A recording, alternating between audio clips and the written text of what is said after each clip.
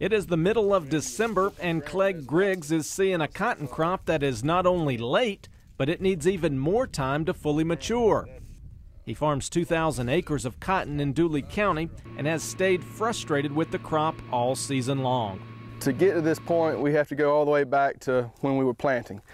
Planting started relatively late, and all it did was get worse. The rain set in, and it just took an extremely long time to get all of the fields planted.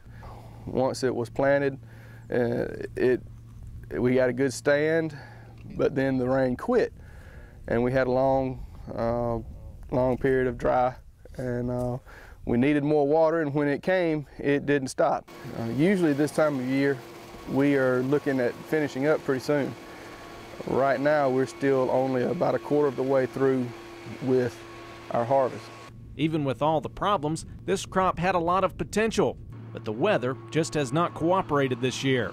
The main problem he is facing is these unopened bolls all throughout the field. This is a late maturing boll that hasn't had enough time to fully open. This year, as cool as it was early on, the bolls didn't have time to mature as quickly, and so it will eventually open all the way up. The problem is we won't have time to wait on it. To understand the reason he does not have the luxury of waiting, all you have to do is look at your feet. We run into the risk of not being able to harvest it because of the cotton hitting the ground. The risk is definitely there for the loss of quality. The quality goes down with each rain and, well, with each day. The seed will degrade and run into more trouble. The value will go down there. What we're most concerned about, though, is getting the lint in. Most of the cotton this farm plants is Delta Pineland 555, but with that variety going away, the decision has to be made on another variety. In these fields, Clegg has had the opportunity to grow some test plots for the Monsanto company. It's always valuable to see what it would do on your land.